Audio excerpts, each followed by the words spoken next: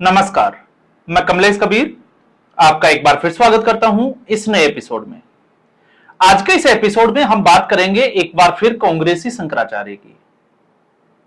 शायद आपको ये जब मैं कहता हूं कि कांग्रेसी शंकराचार्य तो आपको थोड़ा अजीब भी लगता होगा, लेकिन जो मैं कह रहा हूं मुझे लगता है कि ऐसा जो है वो हर भारतीय को, जो भी हिंदू धर्म से जुड़ा हुआ है, उनको एक बात जरूर समझ लेनी चाहिए कि अभिमुक्तेश्वरानंद जो शंकराचार्य की पदवी पर है, वैसे तो यह पदवी जो है वो अभी विवादास्पद है, लेकिन वो आपकी भलाई के लिए काम कर रहे हैं। इसके लिए अगर आप ये समझते हो कि वो आपकी भलाई के लिए ही काम कर रहे हैं तो फिर हमसे ज्यादा बेवकूफ कोई नहीं है।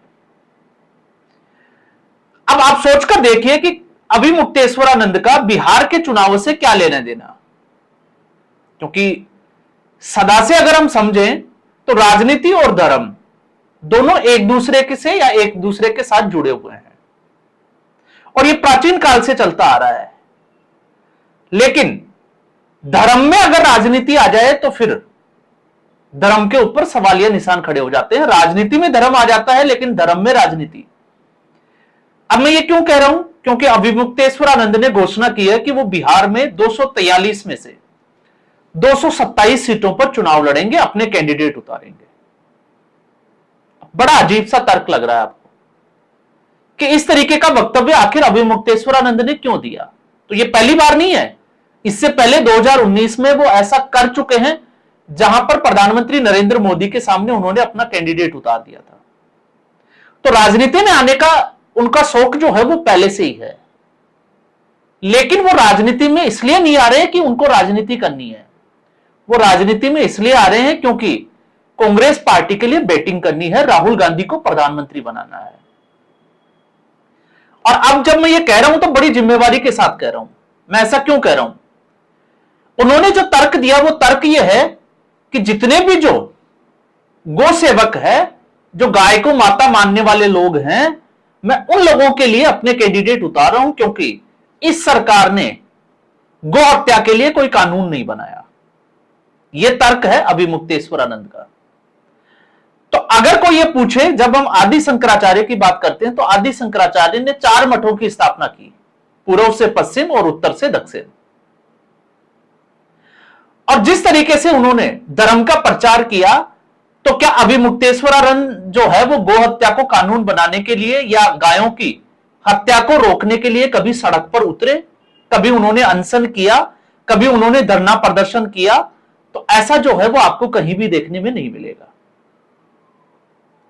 और अगर वो ये कहते हैं, क्योंकि उनके गुरु स्वरूपानंद महाराज जो है वो पहले ये कहते थे कि वो हिंदुओं के सर्वोच्च न्यायालय हैं, तो जो पार्टियां डीएमके के जो स्टालिन है, एमके स्टालिन, इसके अलावा प्रियंक खड़गे, राहुल गांधी और इसके अलावा और भी बड़े नेता जो है वो उस कतार में खड़े हैं जो सनातन को और हिंदू धर्म को गाली देते हैं। तो क्या इनके खिलाफ कभी अभिमुक्तेश्वरानंद ने मोर्चा खोला, कभी जागरूकता अभियान चलाया? नहीं चलाया। और वो ऐसा करेंगे भी नहीं, कतई नहीं करेंगे। क्यों नहीं करेंगे? आप बिहार की अगर रणनीति को समझोगे, वैसे अभिमुक्तेश्वरानंद जो महाराज है, या हम कहें कि जो शंकराचार्य हैं, वैसे शंकराचार्य नहीं कहना चाहिए, शुक्राचार्य की पदवी उनको देनी चाहिए। सीधे तौर पर बिहार में उनकी चुनाव लड़ने की हैसियत सबको पता है, उनको कितने वोट मिलने वाले हैं, लेकिन फिर भी वो ऐसा कदम क्यों उठा रहे हैं? समीक्षा इसकी होनी चाहिए। तो इसके पीछे का कारण यह है कि राहुल गांधी ने वोटर अधिकार यात्रा से बिहार के चुनाव की जो चुनावी रणनीति थी उसको नरेंद्र मोदी वर्सेस राहुल गांधी कर दिया, तेजस्वी को बहुत पीछे छोड़ दिया। और मजबूरी में अब तेजस्वी यादव को जो 10 जिले छूट गए थे उस वोटर अधिकार यात्रा से, उनमें यात्रा करने के लिए मजबूर कर दिया। तो एक बार फिर जो है वो राहुल गांधी बिहार में सुर्खियों में आ गए। और राहुल गांधी ने उस समाज को एक मैसेज दे दिया, समुदाय विशेष को, जिसके आरोप जो है वो आजादी के समय से ही 1947 से ही कांग्रेस पार्टी पर लगते आए हैं, मुस्लिम तुष्टीकरण की राजनीति। और मुस्लिम तुष्टीकरण के लिए कांग्रेस पार्टी किसी भी हद तक गिर सकती है। तो जो लोग ये नारा लगाते हैं वोट चोरी का, तो 1952 में जिस तरीके से तत्कालीन प्रधानमंत्री पंडित जवाहरलाल नेहरू ने उनके अजीज दोस्त मौलाना आजाद को चुनाव जिताने के लिए, चुनाव हारने के बाद गौरव वल्लभ पंत जो मुख्यमंत्री थे उनको फोन किया और रामपुर सीट के डीएम के ऊपर जो है वो प्रेशर बनाया और जीत की घोषणा करने के बाद दोबारा मतगणना के नाम पर मौलाना आजाद को जीत दिलवाई और सामने थे विशन चंद सेठ। तो इससे ऐसा नहीं है कि एक उदाहरण है, इससे बहुत सारे उदाहरण हैं। तो राहुल गांधी ने उस समुदाय विशेष को एक सेट कर दिया, नैरेटिव सेट कर दिया कि कांग्रेस पार्टी भारतीय जनता पार्टी के साथ अब मजबूती से चुनाव लड़ेगी, ताकि मुस्लिम वोटर एक तरफ जाकर कांग्रेस पार्टी को वोट करे। और मुस्लिम मतदाता की जो है वो सोच शुरू से ही आपको पता है इस देश में, वो भारतीय जनता पार्टी को हराने वाली जो पार्टी है उसी को वोट करेंगे, फिर वो कोई भी पार्टी हो, उनको उससे कोई फर्क नहीं पड़ता। अगर उनको अपने धर्म से इतना प्यार होता तो फिर एआईएमआईएम को वोट क्यों नहीं करते? आप सोचकर देखिएगा। एएमआईएम को भी तो असदुद्दीन ओवैसी जो सुबह से शाम तक इन लोगों के लिए जो है वो अपनी आवाजें बुलंद करता है, फिर उसको वोट क्यों नहीं देते ये लोग?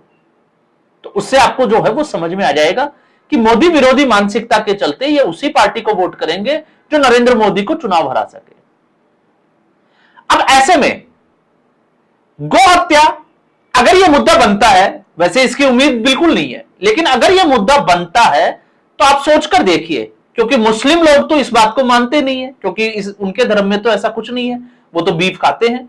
तो फिर बात आती है हिंदू धर्म की। तो इनको लगता है कि कहीं हिंदू वोटर जो है वो एक तरफा ना चला जाए, संगठित ना हो जाए, तो उसमें किस तरीके से फूट डाले, इसके लिए अभी मुक्तेश्वरानंद जो है वो अब राहुल गांधी के लिए बैटिंग करने चुनाव मैदान में उतर गए हैं। इसलिए मैंने कहा है कांग्रेसी शंकराचार्य। तो ये तो हुआ बिहार के संदर्भ में, लेकिन जब मैं ये कहता हूं कि कांग्रेसी शंकराचार्य ही क्यों, तो फिर हमें अभिमुक्तेश्वरानंद की जो है वो पूरी पटकथा को समझना पड़ेगा। और कई लोग जो है वो अभी भी इस बात को लेकर अनभिज्ञ हैं। और आपने देखा होगा जीतन राम मांझी ने तो गंदा आदमी तक कह दिया शंकराचार्य को, और यह तक कह दिया कि इनका जो टाइटल है उसको छीन लेना चाहिए, इनको कोई दूसरा टाइटल दे देना चाहिए। तो इसकी जरूरत क्यों पड़ी? इसकी जरूरत इसलिए पड़ी क्योंकि शंकराचार्य इस वक्त जो है वो गैर हिंदुत्व की राजनीति में उलझे पड़े हैं। और क्यों उलझे पड़े हैं? तो फिर इनके जो गुरुजी थे अभिमुक्तेश्वरानंद के स्वरूपानंद सरस्वती, उनके इतिहास को समझना जरूरी है। और आपको यह लगता है कि राहुल गांधी क्रिश्चियन है और हिंदू धर्म का अपमान करते हैं, तो आपको यह भी आश्चर्य होगा कि पूरा गांधी परिवार, राजीव गांधी, इसके अलावा इंदिरा गांधी, सोनिया गांधी, राहुल गांधी और प्रियंका गांधी वाड्रा, ये सब लोग स्वरूपानंद सरस्वती से आशीर्वाद ले चुके हैं। और आपको यह भी हैरानी होगी कि जब राजीव गांधी ने 10 जनपद पर अपना गृह प्रवेश किया था तो इन्हीं के आशीर्वाद से किया था, इन्हीं से करवाया था। तो यह कनेक्शन अभी का नहीं है, यह कनेक्शन उससे भी पहले का है। और क्यों है? क्योंकि स्वरूपानंद सरस्वती की जो मानसिकता थी वो वीएचपी, विश्व हिंदू परिषद और आरएसएस के खिलाफ थी। और इसके लिए ऐसा नहीं है कि वो यहीं जाकर रुक गए कि आरएसएस का विरोध करना है या विश्व हिंदू परिषद का विरोध करना है, वो यहीं नहीं रुके। इसके लिए उन्होंने मोर्चा खोला और सोनिया गांधी को उकसाया। किस लिए उकसाया वो भी आपको समझना चाहिए। मैं बात कर रहा हूं 2002 की। तो 2002 में मध्य प्रदेश के दिघोरी में 3 आचार्यों के साथ, शंकराचार्यों के साथ में सोनिया गांधी ने मंच शेयर किया था। क्या सोनिया गांधी उस वक्त प्रधानमंत्री थी? नहीं। क्या नेता प्रतिपक्ष थी? बिल्कुल नहीं। तो फिर किस हैसियत से तीनों शंकराचार्य ने सोनिया गांधी के साथ मंच शेयर किया और उस मंच से आवाज लगाई? किसके लिए? क्योंकि उस वक्त ये सारे दिमाग की जो उपज है वो है दिग्विजय सिंह की, जिनको दिग्गी राजा कहा जाते हैं, और वो उस वक्त मध्य प्रदेश के तत्कालीन मुख्यमंत्री थे। तो इन्होंने मोर्चा खोलना था क्योंकि उस वक्त भारतीय जनता पार्टी की सरकार थी। आप इसको समझना जो है वो बिल्कुल भी आप नजरअंदाज नहीं कर सकते। किसी भी तरीके से अटल बिहारी वाजपेयी को सत्ता से बाहर कैसे किया जाए, और मजबूरी में आकर अटल बिहारी वाजपेयी को संसद में राष्ट्रपति के अभिभाषण के दौरान यह कहना पड़ा कि अगर ऐसा है तो फिर मैं जो आचार्य परमहंस जिन्होंने राम मंदिर के लिए 70 साल तक लड़ाई लड़ी, तो मैं उनका आशीर्वाद लेना चाहूंगा। क्यों कहना पड़ा? क्योंकि राम मंदिर का जो निर्माण का जो मुद्दा था, जो उस वक्त विवाद चल रहा था, उसको कांग्रेस पार्टी और स्वरूपानंद हाईजैक करने की कोशिश कर रहे थे। और क्यों हाईजैक करने चाह रहे थे? उनका मानना यह था कि वो मुस्लिम धर्मगुरुओं के साथ मिलकर इस मसले को शांतिपूर्ण ढंग से जो है वो हल करेंगे, लेकिन इसके लिए जिस तरीके से राम मंदिर ट्रस्ट का निर्माण किया गया है, इसके बजाय वो स्वरूपानंद के जो है वो सानिध्य में सारा काम होगा। यह थी असली चाल की कहानी। और इतना ही नहीं, वो यहां पर आके नहीं रुकते हैं। 2019 में जब राम मंदिर के निर्माण का जब फैसला आया, उससे 9 महीने पहले आप चेक कर लीजिए, प्रयागराज में जब महाकुंभ का समय था, तब स्वरूपानंद की उम्र जो है वो 90 साल की उम्र में वो प्रयागराज में डेरा डाले हुए थे। और प्रयागराज की भूमि से जिस तरीके से उन्होंने इस आंदोलन को सुस्त करने के लिए एक बड़ी अनोखी चाल चली थी, और अनोखी चाल क्या थी वो भी समझना चाहिए कि आरएसएस और बीजेपी और वीएचपी जो है वो ये दंभ भरती है कि वो मंदिर वहीं बनाएंगे का नारा लगाते हैं। ये वाला जो नारा था वो उस वक्त प्रचलित था। तो उन्होंने ये किया कि वो फरवरी में प्रयागराज से अयोध्या तक एक मार्च निकालेंगे और उसके बाद में राम मंदिर का शिलान्यास करेंगे, जबकि उस वक्त सुप्रीम कोर्ट का फैसला नहीं आया था। और सरकार यह चाहती थी कि किसी भी तरीके से ये कोर्ट का जब फैसला आ जाए उसके बाद सरकार इसके अंदर, या हम कहें कि सरकार इसमें हस्तक्षेप करे। ये तो उस वक्त जो मुस्लिम धर्मगुरु थे वो साथ नहीं हुए। उस जो इन्होंने मीटिंग करनी थी, इस तरीके की जो है वो इन्होंने सलाह मशवरा करनी थी, विचार विमर्श करना था, वो इसमें शामिल ही नहीं हुए। और फिर उसके बाद में आप देखिएगा, जब राम मंदिर के ऊपर सुप्रीम कोर्ट का फैसला आ गया, तो जो शिलान्यास की बात कर रहे थे, फरवरी की उन्होंने तारीख तक तय कर दी थी, तो वही काम जब राम मंदिर निर्माण में और शिलान्यास के बाद में इसी स्वरूपानंद के शिष्य अभिमुक्तेश्वरानंद ने इसका विरोध किया था। क्यों विरोध किया था? आपने कौन से जो है वो एक मुहूर्त निकलवाया था जिसके तहत आपने घोषणा कर दी कि हम करेंगे, और जब प्रधानमंत्री नरेंद्र मोदी कर रहे हैं तो आप जो है वो उसके खिलाफ खड़े हैं।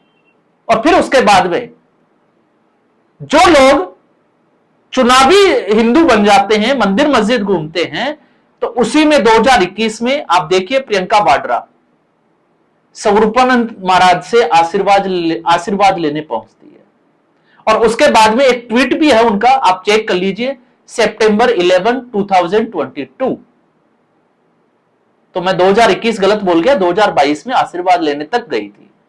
और यह है कांग्रेस पार्टी का इन शंकराचार्यों के साथ में, जिनको यह समझ में नहीं आता है। हो सकता है आप लोग जो है वो मुझे कुछ गोदी मीडिया, दलाल मीडिया, मोदी भक्त या कुछ भी कहें, लेकिन इसके पीछे आप इस शंकराचार्य की जो पदवी जो चलती आ रही है, आप उनके काले कारनामों पे पर्दा नहीं डाल सकते।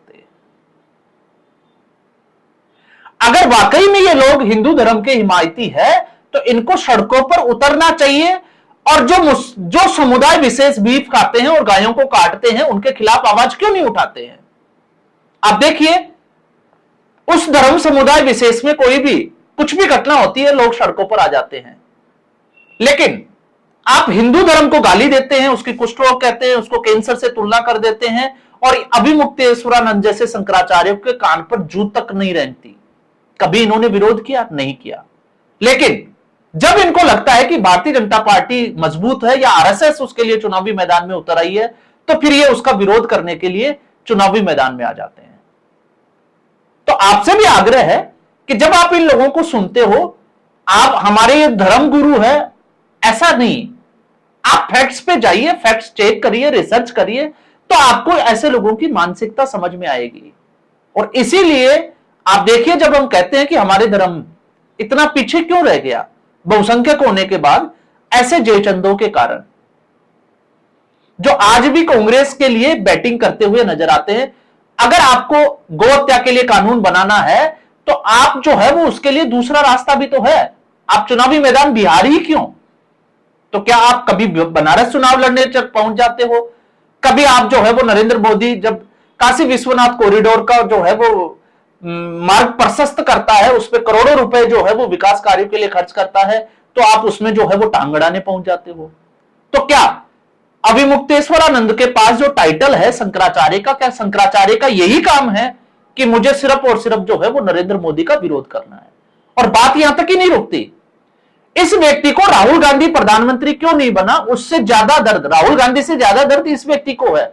2 दिन पहले एक इनका स्टेटमेंट आया था और स्टेटमेंट यह था कि भारत और नेपाल में राजतंत्र की वापसी हो जानी चाहिए। क्यों? क्योंकि आपको नरेंद्र मोदी को सत्ता से हटाना है, लेकिन जब आप कांग्रेस के साथ मंच शेयर करते थे तब आपको राजतंत्र की जरूरत नहीं थी, क्योंकि तब आप जैसा चाहते थे वैसा कुछ जो है वो चल रहा था। तो यह है हमारे शंकराचार्यों की मानसिकता। तो आज के एपिसोड में फिलहाल इतना ही। उम्मीद करूंगा वीडियो एपिसोड आपको पसंद आया होगा। वीडियो को लाइक करें, शेयर करें, चैनल जरूर सब्सक्राइब करें। धन्यवाद।